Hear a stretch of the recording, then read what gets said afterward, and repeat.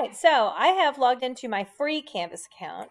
So instead of going to what would be your school's institution account, if you're using the free one, you go to canvas.instructure.com. That's where you log in using your email address. So I'm using my same email address as my school email address, but this is on a free Canvas account and not my school's Canvas. Okay. So if you wanted to import a course from Commons, first off, you'd go to courses and all courses, or you can come and click on the right there, but you want to add a course. So I'm going to type in law example here, choose what you want this to be, and hit create course. Now you have to create a shell course to import somebody else's course. So if you take my import file that I have out there, you can just simply go in here and import existing content to get my file. And then you basically say that you want to take a Canvas course export package. And then you would choose that file and say all content, and it would put it in there.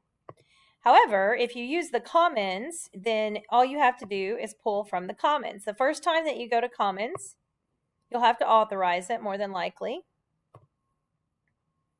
And it tells you your email address. Make sure that it's all legit. And then you get in here. And at this point, this is where you can start searching. So if I'm searching for, business economics things, I can just type that in and search the Commons, and then you can see what other people's stuff is. Now, my name is Tanya Skinner, so if you type in my name in here into the search, then when you find the ones that say my name underneath them, then those, of course, are my classes. So here's my business communication course, and here's my business law course. And I gave them different names. I didn't use the full names, just so people could find them more easily under my name. And that's all you would do. So I would click here to import this course. I would click import download. I would say it's going to go into my law course, and then I just import it. And then it says it's going to take a little while, and you do have to give it some time. But eventually, when you go to your dashboard, you'll have that course, and it'll be unpublished, so it'll be at the bottom. It should be in here. And then as it populates in there, you would see the files and the pages and everything. It says right now, one or more items are currently being imported. So, right now you can't see everything, but eventually you would. But that's how you get that information from the Commons. So, again, this is on the free account. I just signed up for free, went straight in here, and that's it. So I hope that helps. All right, I gave it some time. It was a couple of minutes. And now if I scroll down on my dashboard, under my unpublished courses, it actually has a gavel on there, so you can tell that it got finished.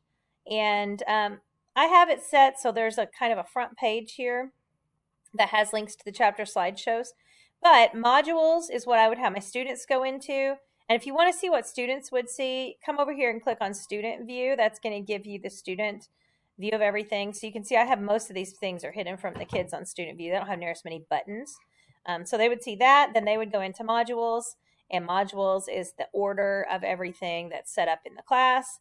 And you can go through and edit your own modules, delete things, add things, edit things, however you want. So for instance, let me get out of student view down here at the bottom. If you go into, let's say, this test here. So I can click here and say I'm going to edit this test. Oh, sorry, I got to click on the test to edit the test. If you don't like, the test questions that I have, you click on edit. Then you can go in here and change any of that stuff. You go to questions, go in here, click on the edit button for the question to see what the question is.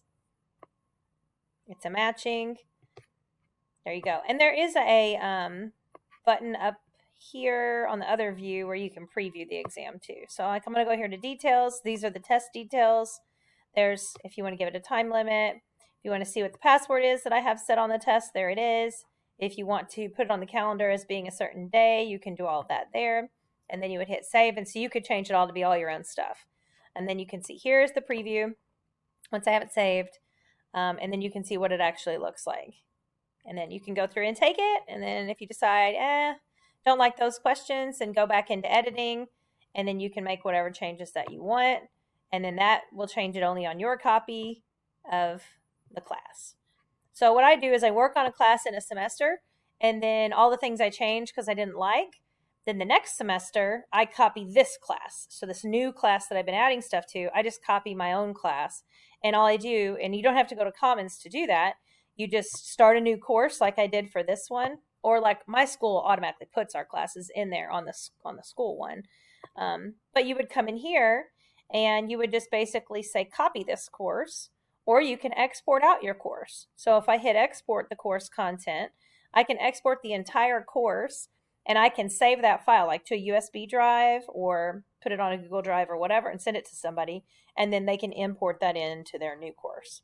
So lots of ways to get your information once you get it built in the main part of Canvas.